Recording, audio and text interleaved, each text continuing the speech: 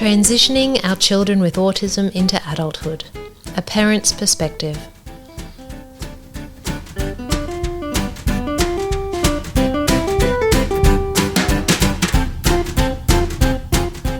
Hello everyone, welcome to Signposts for Living. I am tongue-tied today. You're going to help me with Dr. Kirsten Hunter. And we have another doctor here, Dr. Karen Glasby, but that's the last time you're going to let me say that. Yes. Don't like that? No.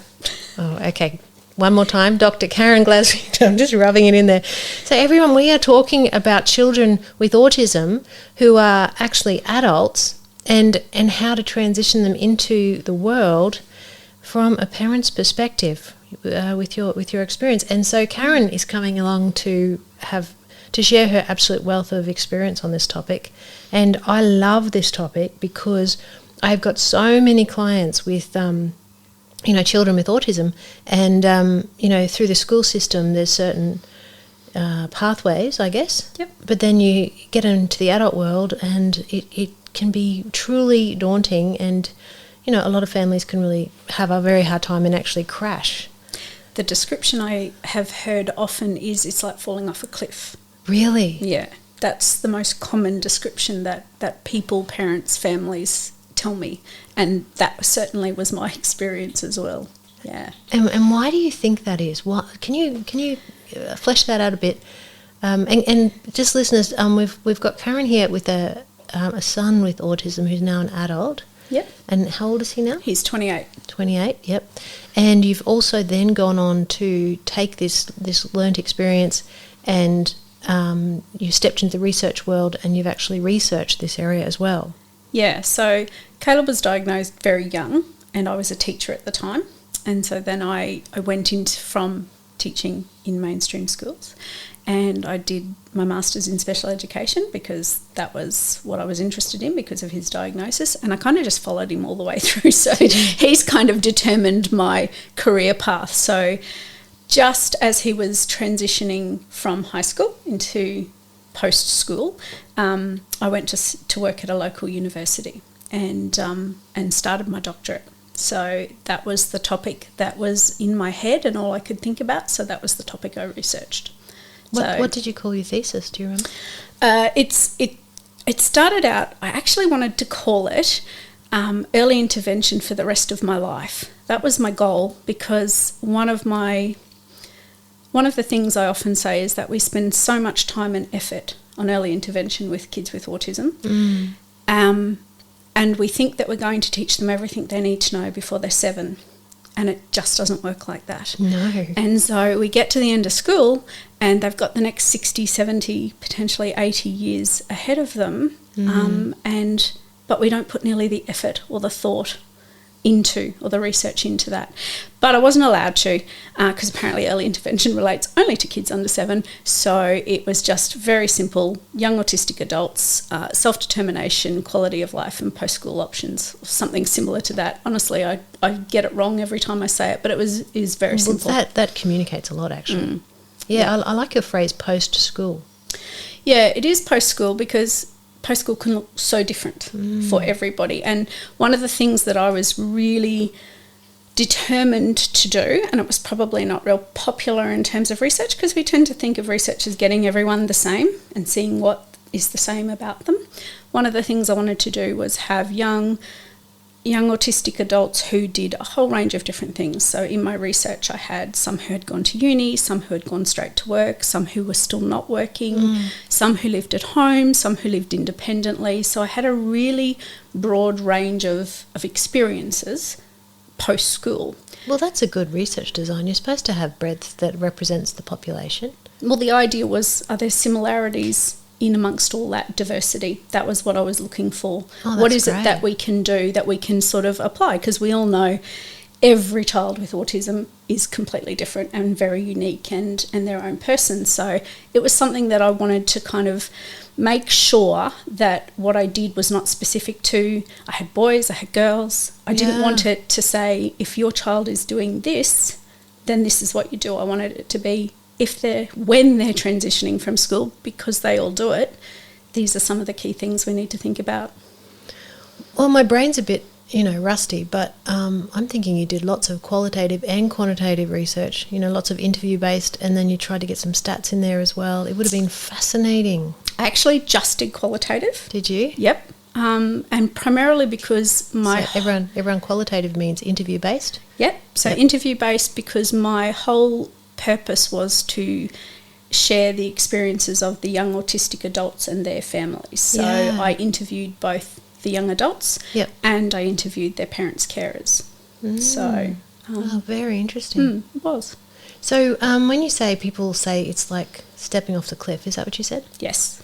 So can you describe what that means? What happens? What happens with the school's framework, and then what's next? Absolutely nothing.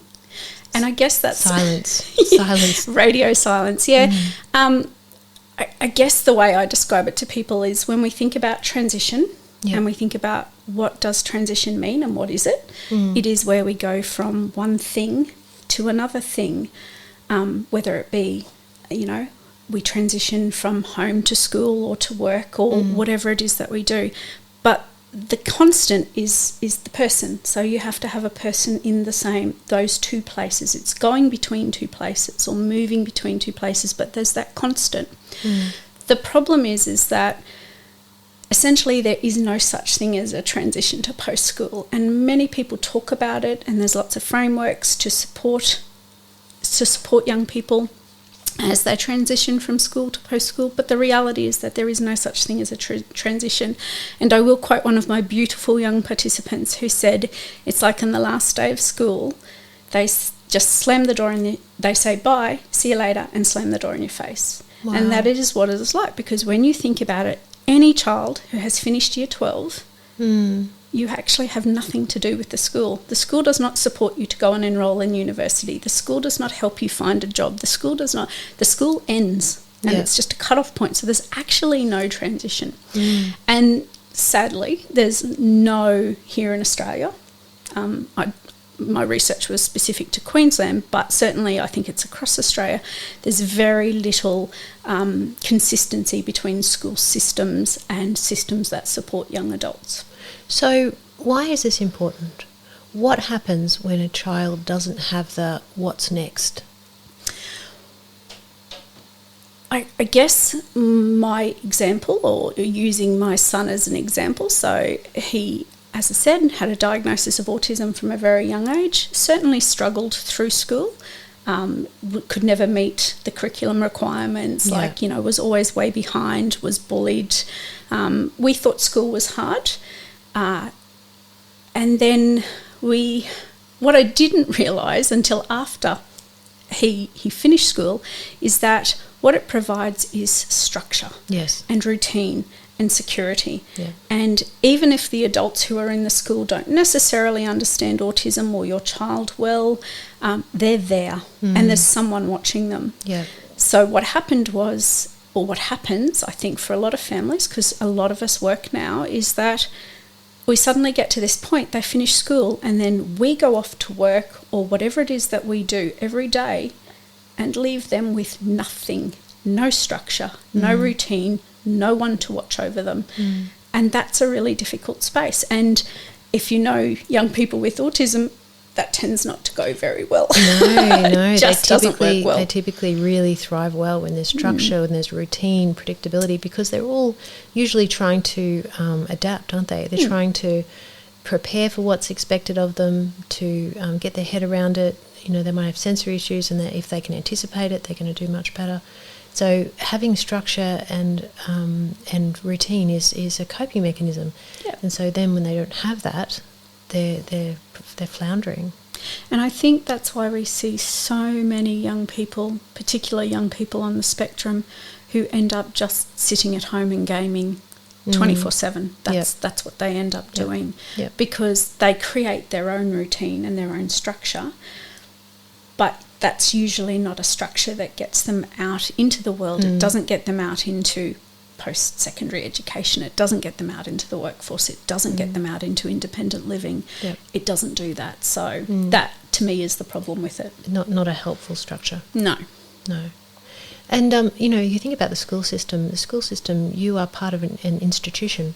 Yes. Actually, you know what time you've got to go to sleep at night because what time you're getting up. You know what to be wearing. You know what to be eating. You know, who to look. Who's going to be there? Yeah, who to engage with and who to avoid. Yeah.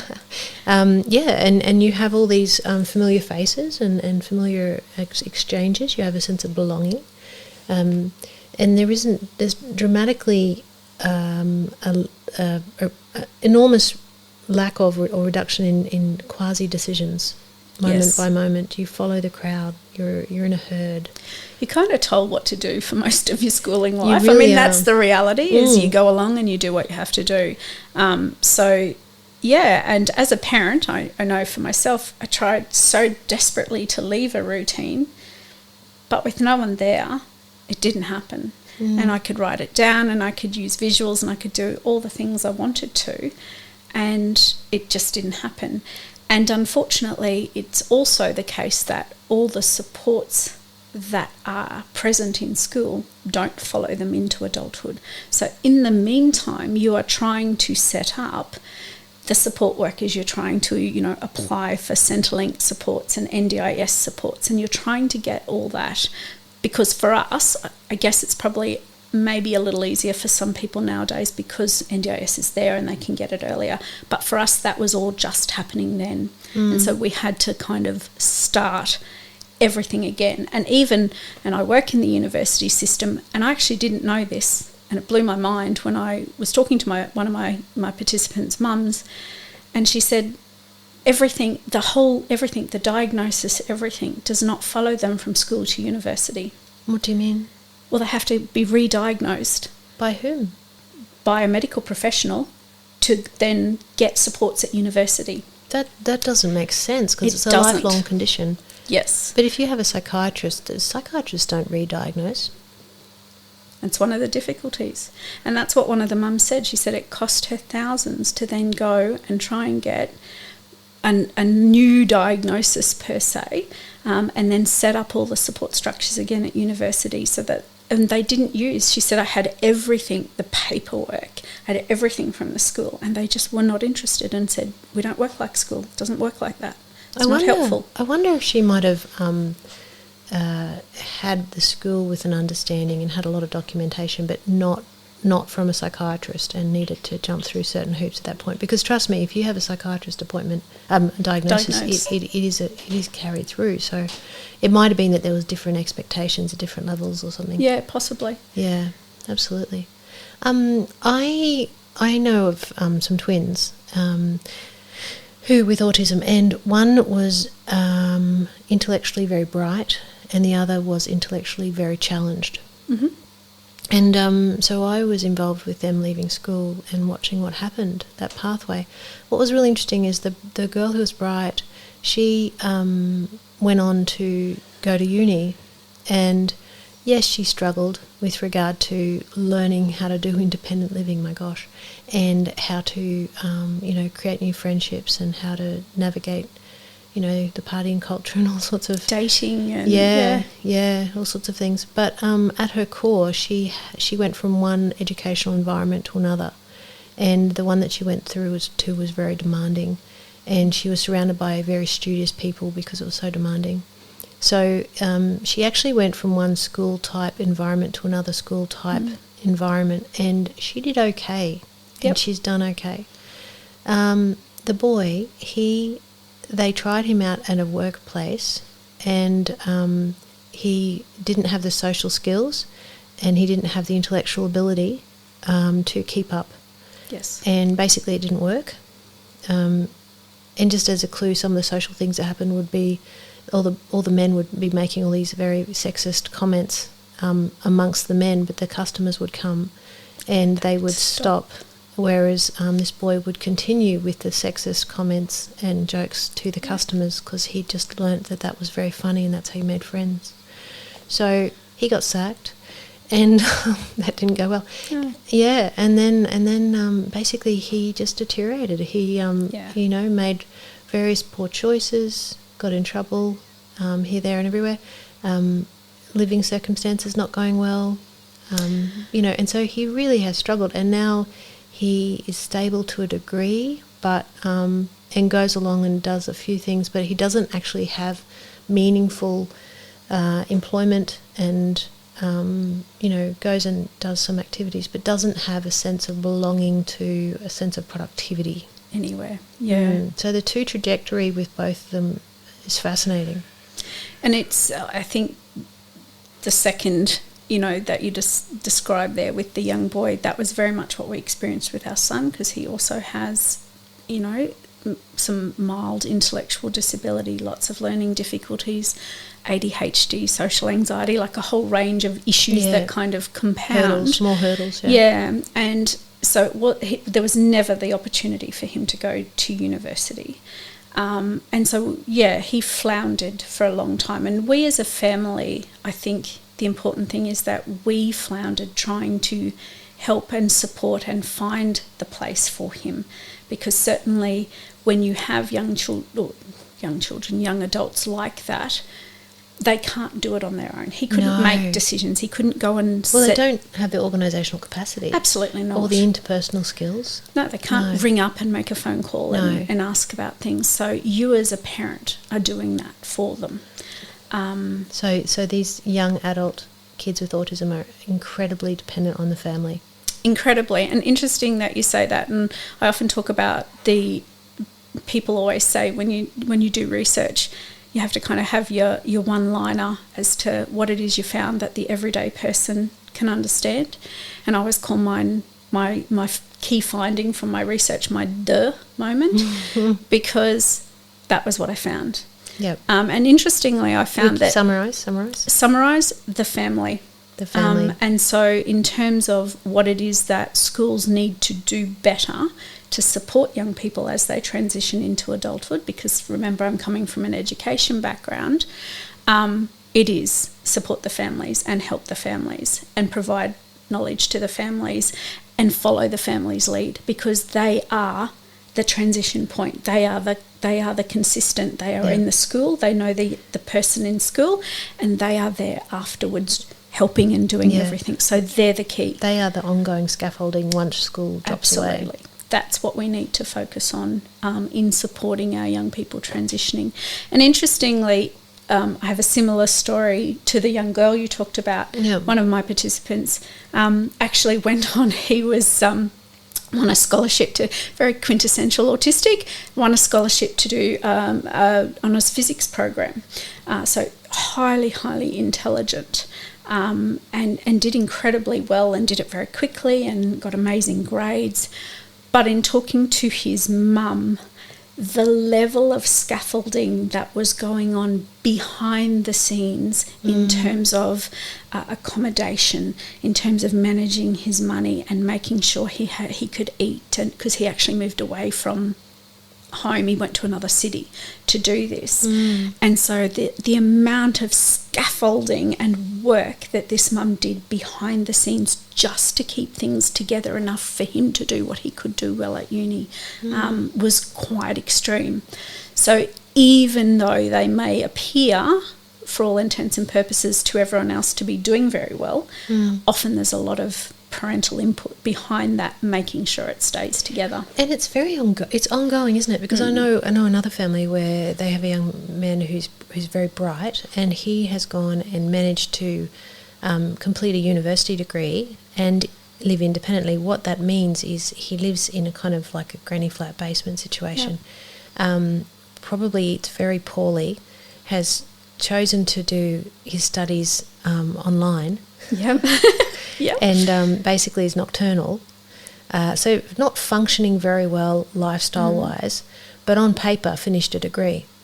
So now he's graduating, and now he has to transition again into the employment with his qualification, but he doesn't know how to do people skills. He doesn't know how to be awake during daytime. He doesn't know how to be anywhere on time. Meet a schedule, he's follow. Probably malnourished. Yep. But he's got a piece of paper with this qualification. So it's another transition, and the parents are like, right, we're back. What are we doing now? Exactly, and that's what I'm saying, and that's what my research found was it's the parents who step in. Yeah. And I can use a very clear example with my son because honestly, he struggled at school, but we held it together and we did well, and we all thought, yeah, we've done this and we've done well. And then he hit about 21, 22, and the whole world fell apart for him and for us. Like it was mind-blowing, the deterioration that we saw.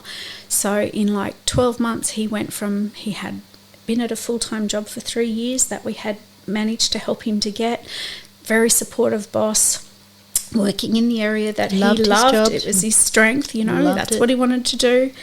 And he had his license. He was driving himself to and from work. We had just bought a house and we had set him up in his house, and we had all the NDIS supports around, making sure that, he's buying the right food and cooking with him. And we thought we had it made, and it all fell apart in about 6 months. It literally just fell apart around our eyes. Because he took the steering wheel and made a few choices. Absolutely. That were quite impulsive and not mindful of the bigger picture, and couldn't read what was happening. Yeah, absolutely. And I guess one of the things that I think is really important for parents to understand, one of the real difficulties, and certainly I don't know what it's like internationally, but in Australia, once your child turns 18, as a parent, you have absolutely no rights and no say in what they do. Now, and that's very difficult. Appalling because it is. Because they don't have the capacity to look at the bigger picture, to advocate for themselves, to know their own downfalls. So that's appalling. I think that when kids get to 18, but before that, they should be assessed for their capacity to take on that level of responsibility, and if not, that they have a caretaker type role with the parent. One of the things that I personally, as a mother and as a parent who has gone through this and has been going through this for the last 6 or 7 years, and it has become like, we're not talking he's not eating well, we're talking my son being homeless, being, unwell, the police involvement, ending up in acute mental health wards. Like, we're talking really extreme stuff. In debt. Yeah, massive debt, tens of thousands of dollars of debt. Things that are really going to carry him, follow him. Absolutely. So he really lost everything. Everything. And there was nothing, and we tried desperately. We went to people, we went to the police, we went to the medical profession, we tried everything. And the same answer we got every time was, he is over 18, it is his choice. It's his choice to be homeless. It is his choice to be homeless. And that's okay. When he doesn't have the capacity whatsoever to pick himself up and... That's right. And it took us 2 years to fight the legal system here in Australia. QCAT now. Do you know what that stands for? No, because I I'm don't. not sure that I don't. It's Queensland Commissions and Tribunal or something like that. Yeah. It's essentially the legal system that was then able to grant us legal guardianship and administration of his affairs. But it took us 2 years of going through hell with him while he's living on the street, while he's making all these poor choices. It took 2 years for that to come through. So my advice to parents, and that all occurred because he is vulnerable to being easily led by others. And that is so common. Manipulated. So common for young autistic people. Someone said, "Oh, you've got money. I'm going to come and do this, that, the other." Absolutely, and that was exactly what they did. And it just kept. It was like this massive just snowball. It started little, and it was out of control before we knew it. And we couldn't do anything to stop it. We weren't allowed to. No, and the legal process takes time, doesn't it? It does. And you and your lovely hubby are also, highly intelligent, educated individuals, very driven, and Didn't feel like it. No, and you've got the resources. But my point is, a lot of parents don't have that education. They don't have those resources. They don't have the backing in being able to be so proactive. So absolutely, even though your story is incredibly heart-wrenching, it was, I remember how incredibly distressing it was for you. it's a success story. So well, we're not there yet. no, but that's what I mean. We're building it back up. A lot of people don't have that, are not going to go down that path, are they?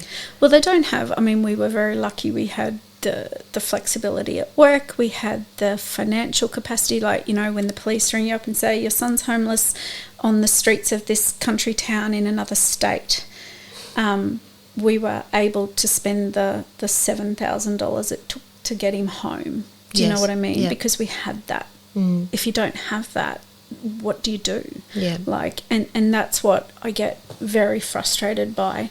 I also get very frustrated by the idea that there is no doubt that there are parents out there who may misuse their child's finances, or they may manipulate in certain ways, but there's an assumption that it's almost like guilty until proven innocent. It very much is that approach when you are the parent supporting a young child, I imagine, with a disability of any kind. It's a terrible accusation. It is terrible, and you have to do so much to prove that all you're trying to do is keep your child well and safe. Wow. And that's not the assumption. The assumption is that you're trying to control and that you're trying to take away their rights, and it's not the case at all. Wow.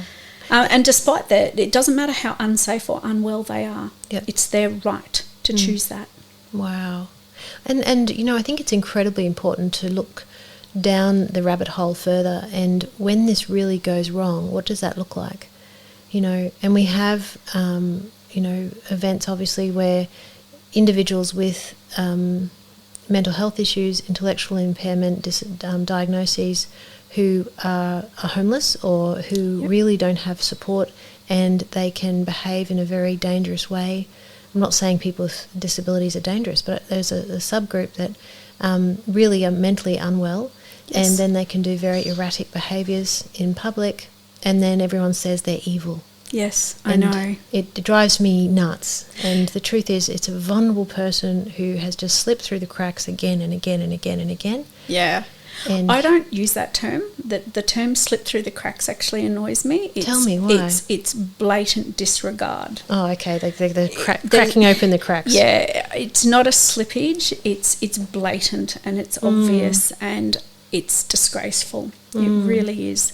So I guess, you know, in terms of, you know, the one message I want to get out there for parents in this transition space is, if you think your child is maybe potentially has that vulnerability and could be convinced, for example, it might seem innocent at the time, convinced to buy a car. Take out this loan for this car. It'll be okay. It's not that expensive. You can pay it back. If you think your child's vulnerable to that and genuinely doesn't have the capacity to know what is a good long-term decision, then my advice is ensure that that financial and legal guardianship is in place. You as the parent aren't going to take their rights away, but you're going to support them in a safe way to stay safe and well and then have rights. I find people say, but he needs independence. It's like, how is he going to have any sort of independence and choice if he's homeless? What choice is that? You're actually giving the scaffolding so that they can live a life with choice and with freedom. Choice. And exactly. You're giving them resources. Instead, giving them or expecting them to be able to make decisions they're not able to make at that point in time reduces that choice. It takes it away from them. And, I know firsthand clinically that a lot of these lovely individuals absolutely panic when they're at the crossroad and they've got to make these choices and they don't have the capacity to. It's not an empowering position. It's way beyond their scope. Yeah. So, are you saying that before it gets to a crisis, when you can see that this child isn't going to have the adult child isn't going to have this capacity, get proactive early? Yeah, absolutely, because it takes a long time, and I view it as it's a safety net. It means that the way now that we have that sort of legal guardianship, what it means and the way I describe it to people is, we've been able to give my son more choice. So he now has a job again, so he has some money. We've been able to help him manage his debt. He's driving again. He's living in the home that we bought for him again. So he has actually got more independence now and more choice than he ever did have. But we're the safety net. So when he starts kind of going off on a bit of a tangent and things are looking bad, we're the ones who can step in. And now we're allowed to say, no, you're not getting that loan. No, that's not okay. You can't afford it. Yeah.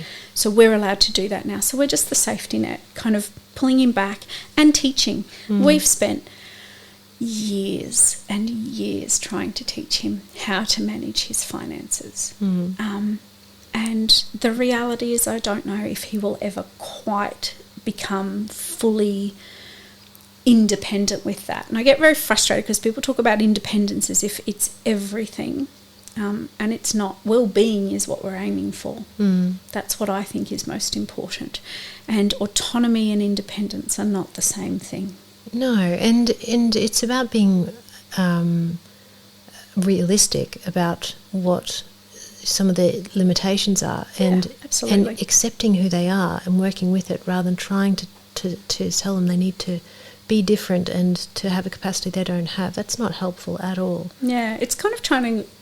You don't try to get someone who's colourblind and say, look, try harder. Yeah. Look at that blue. Exactly. Know? But we take young people with disability and we go, and it's all good that we treat them with respect and that we give them opportunity and choice, and they should work and they should live in their own house, and that should all happen. No one's saying it shouldn't. But you can't just say, off you go. No. Good luck. No. That's not how it works. I mean, in reality, we don't do that with I have a daughter who has no disability and is very intelligent and very high functioning, and I tell you what, I didn't do that with her either. No. I guided, I advised, I supported. I still do. She's in her 30s and I'm still doing that because she appreciates it now. She didn't when she was 20. But now that she's in her 30s, she does. But that's what I did with her too. Yeah. So why do we think we shouldn't do it with a child because they've got disabilities and they have the right to make choices? Do you think here in Queensland, in Australia, or maybe just across Australia, that there should be a system of a transitioning framework from school which basically says, hey, come along and let's learn about you and what are your goals, and these are the programs we can offer you, and our goal is not to babysit you with, support workers who just kind of hang with you. We actually want you to go and do something where you're expanding and you're being productive and you have a sense of community. Yeah. Because being part of a group and having a sense of belonging is so incredibly important. Otherwise, we can be very isolated, and that's depressing, obviously. So having some sort of transitioning process, and then once that person's travelling well, okay, great, we'll just be on maintenance. But, when or if you crash, come on back. Yeah, that's right. But there should be someone to pick them up when they crash.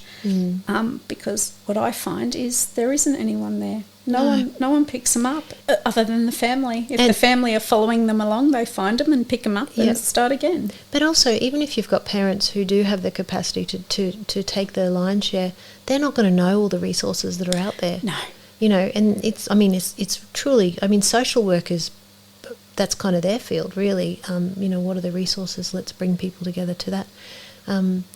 So a one-stop shop would make so much sense, wouldn't it? We talk about it, and I guess it's the goal. It's everyone's dream. It's what everyone wants. This kind of case management thing where you've got these support people and they're working with the family, who are working with the support workers, who are working with the therapists and, the OTs, the psychologists, bringing it all together. So, it's in the best interests of the young person. It's everyone's dream, but it's so far from reality as to what actually happens.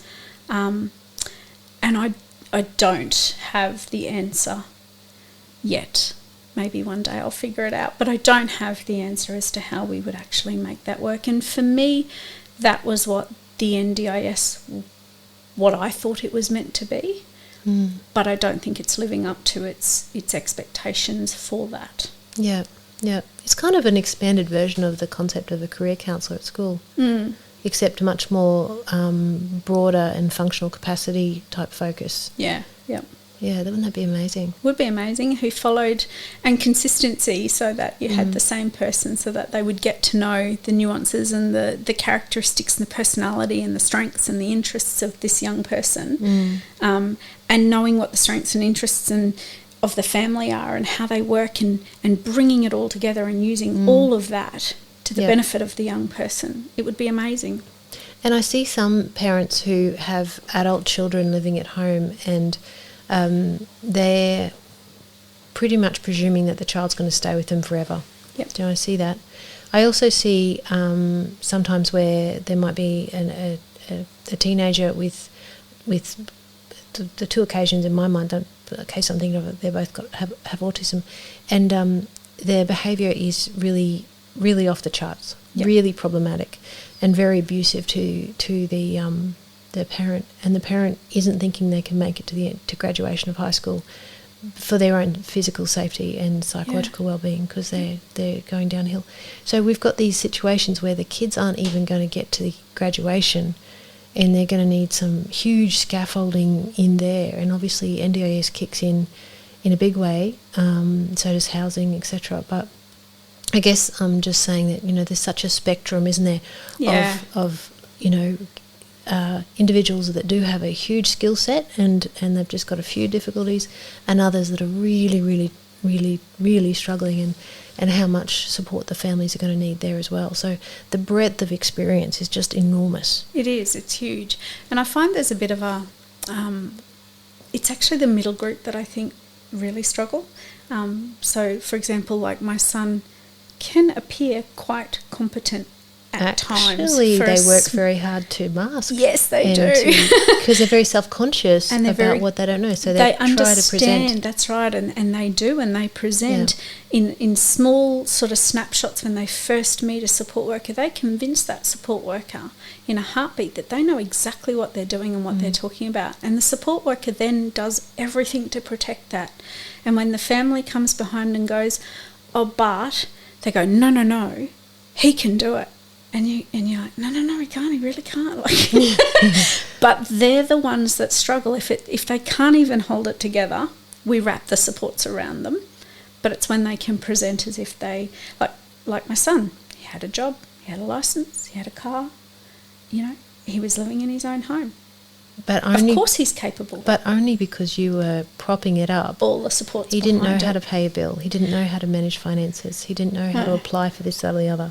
He didn't know that bank loan was a very bad decision and that there'd be interest, and he was beyond his scope of payment. He didn't understand all that. But the assumption was made that he could do that. And that is the assumption that is made across. And society is very, I think, self-conscious in trying not to disadvantage or to treat people differently because they have a disability. So they treat them like everybody else. Yeah, that causes I think you're saying there's a real well-intended push for political correctness. Yep.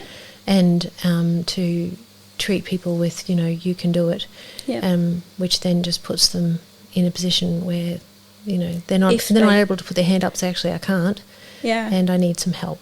Yeah, no, they're not. So, everyone is not everyone are not the same. Yes. You know where I'm at. I do. I know what you mean. I need that coffee. Well, tell you what, I cannot tell you, I'm so glad that we got to have this conversation, because I know so many families in this very position, and I think that the families are very isolated in their experience, and, having them come together. Do you know any resources out there at all for parents with adult kids with autism? They're very scattered. The simple answer is no, because they're very scattered and very dependent on where you are. There are parent groups, there are support groups out there, but they're few and far between. And I couldn't, they're not I guess they're not consistent. So some of them might be really helpful and supportive, and others probably aren't and don't get together very often. And I don't know that there is anything consistent out there for families. Have you heard of the book Outliers? No. Absolutely plug in that book. There's a book called Outliers, and it's not focused on kids with autism or adults. It's focused on people with some form of of disability, but are quite geniuses. And it actually says, look, the premise is that those that function well in the world are the ones that had parenting scaffolding. And those that didn't function, despite being profoundly, incredible in their intelligence, ended up living in a shoebox. Yeah. Because of the lack of parenting supports and how profound that is. So it's another subgroup, big overlap with what we're talking about. Well, that was exactly what my research found, and as I said, I think we could put that across a whole range of different groups. Lots of disability areas, broadly speaking. Mental health. Yeah, people who just struggle with functional capacity. Yep. Yeah. Definitely. Well, Karen, thank you so much for coming You're welcome. in. I really appreciate it. We got here. We did. Everyone, this is Karen's first podcast and she's nailed it, everyone. Well done. Thank you very much. Now, if you want to catch me online, we've got the website kirstenhunterauthor.com. Buckets and buckets of resources there. We've got Facebook and Instagram, Kirsten Hunter Author. Karen, thank you so much. I really appreciate it. You're welcome. See ya.